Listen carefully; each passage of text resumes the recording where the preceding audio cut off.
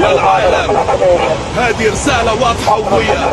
المملكة وباكستان اخوان للأبد. أنا باكستان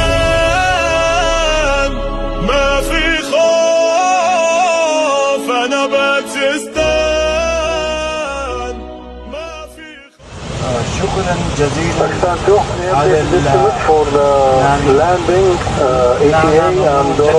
Royal Highness the Crown Prince Mohammed bin Salman, Prime Minister of Kingdom of Saudi Arabia, and the custodian of the two holy mosques, His Majesty King Salman bin Abdulaziz.